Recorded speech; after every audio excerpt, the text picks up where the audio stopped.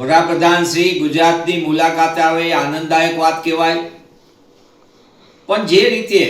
જ્યારે વડાપ્રધાન શ્રી આવે ત્યારે સ્થાનિક તંત્ર જે રીતે ભીડ ભેગી કરવા અથવા ભીડને વ્યવસ્થા માટે શિક્ષકોને કામે લગાવવા, એટલે કે વીવીઆઈપીની સુવિધા માટે 28 તારીખે વાવથરાજનો આદેશ થાય, વાવથરાજમાંથી 29 તારીખે આદેશ થાય અને 30મી તારીખે પણ એક આદેશ થાય, જેમાં મહિલા શિક્ષિકાઓને કહેવામાં આવ્યું એક તરફ પરીક્ષાનો સમય, એક તરફ શિક્ષણ કાર્ય પૂરું કરવાનો સમય, ગ્રામ્ય વિસ્તારની શાળાઓમાં મોટા પાયે શિક્ષકોની કમી લાંબા સમયથી,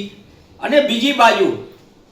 ભાજપા પ્રેરિતો કાર્યક્રમોમાં મોટા પાયે શિક્ષકોને અધ્યાપકોનો સતત દુરુપયોગ કરવાનો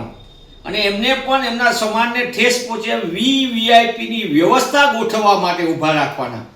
મને એમ લાગે છે કે આ સૌથી મોટા આઘાતજનક સમાચાર છે.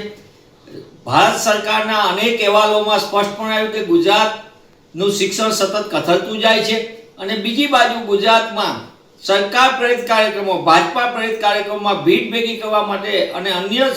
બિન શૈક્ષણિક કામગીરી, શિક્ષણ સિવાયની કામગીરી સતત થોપી દેવાની માનસિકતાના કારણે આજે ગુજરાતનું શિક્ષણ વ્યવસ્થા સતત પાછળ ધકેલાઈ રહી છે.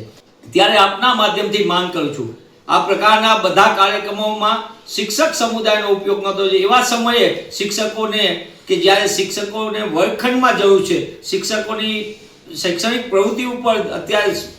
પરકાષ્ઠા ઉપર સમય છે, વિદ્યાર્થીઓનો અભ્યાસક્રમ બાકી હોય, વિદ્યાર્થીઓની પરીક્ષાનો સમય આવવાનો હોય, એવા સમયે શિક્ષકોને અન્ય કામગીરી સોંપીને શિક્ષણ કાર્યને વધુ નુકસાન કરવાની જે માનસિકતા સાથે ભાજપાના શાસકો કામ કરે છે, ઘણું દુઃખદ અને ચિંતાજનક છે.